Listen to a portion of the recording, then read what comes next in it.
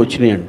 అంతేగాని ఇలా 4 ఉన్నప్పుడు మనం ఉండాలి అని ప్లాన్డ్గా అలా చేసింది కాదు. మా ఇంటెన్షన్ ఏంటంటే సోలో డేట్ ఉంటే ఈ సినిమా ఇంకా బెటర్గా చేస్తుందేమో అనేది నా ఫీలింగ్ అండి. అంటే డెఫినెట్గా మేము కూడా సోలోగానే వస్తున్నామని అనుకుంటాం కానీ ఇప్పుడు ఇవాళ రోజున ఉన్న పోటీకండి you can't expect for a solo date.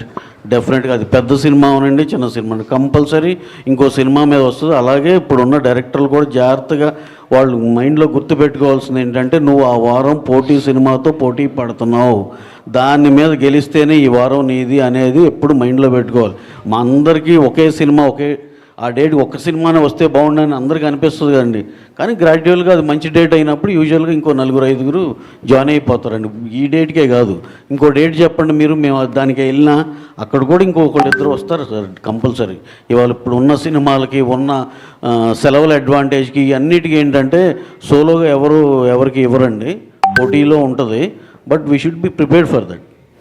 అంటే రవి గారు ఇంతకుముందు మీ మైత్రికి బిగ్ బెస్ట్ హిట్ రంగస్థలం, ఆ డేట్ కావాలని ఈ డేట్ తీసుకున్నారంటారా? అంటే సమ్మర్ ఫస్ట్ సినిమా అండి, రంగస్థలం కూడా సమ్మర్ ఫస్ట్ సినిమా.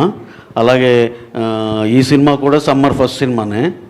రాంబాబు గారు వినపడుతుందండి, సమ్మర్ ఫస్ట్ సినిమా ఇది కూడా.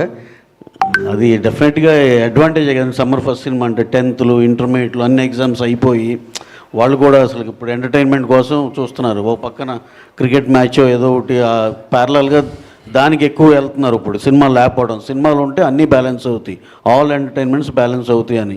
అందుకని సమ్మర్ ఫస్ట్ సినిమా అనుకున్నామంటే అలాగే వచ్చాం. ఎలాగో సెంటిమెంట్గా మీరు అన్నట్టు రంగస్థలం మాకు ఎలా కలిసి వచ్చింది కాబట్టి డెఫినెట్గా ఈ సైజులో అది ఎంత మ్యాజిక్ చేసిందో ఆ సైజులో ఈ సినిమా అంత పెద్ద మ్యాజిక్ చేయాలని మనస్ఫూర్తి కోరుకుంటున్నాం అండి. అలాగే రాంబాబు గారు లాంటి ఆశీస్సులు ఉంటే డెఫినెట్గా సాధించగలం. నితిన్ గారు లాస్ట్ టైం భీష్మ హిట్ అవగానే వెంకీ కారు కొనిచ్చారు, ఈ సినిమాకి ఏం కొనిస్తున్నారు ముందే? ఏకంగా ఈ విమానమే. మోస్ట్ ఎక్సైటెడ్ క్వశ్చన్ సార్ ఈ క్వశ్చన్ అండ్ ఆన్సర్స్లో. పాస్. రవి గారు చెప్పకపోతే ఫెయిల్ అయిపోతారు. రవి గారు సార్ చెప్పండి సార్. ఇవాళ రేపు ఒక సినిమా రిలీజ్ అవుతుంటే పోటీ సినిమాలు కాదు, మెయిన్ నైట్ ఇప్పుడు వచ్చే ఐపీఎల్తో పోటీ పడాలి. దెన్ ఎవ్రీ ఫ్రైడే ఓటీటీలో కూడా రిలీజెస్ వస్తున్నాయి కొత్తవి, అంటే 1 month బ్యాక్ థియేటర్లో ఉన్నవి. సో కాంపిటీషన్ ఇంత టఫ్ అయినప్పుడు only way to attract people is giving entertainment. So Robinhood అనేది మంచి ఎంటర్టైన్మెంట్ ఉంది. So expecting a very good entertainment. డెఫినెట్గా సార్, అదే కదా సార్ మా కాన్ఫిడెన్స్. సినిమా అంతా ఇప్పుడు నేను చెప్తే ఎగ్జాగరేటెడ్గా ఉంటుందేమో అని చెప్పట్లేదు, కానీ the officers who have seen hour film బయటకు వచ్చి లేడీస్ అయితే మాకు ఎప్పుడో చూసిన దూకుల్లాగా ఉందండి.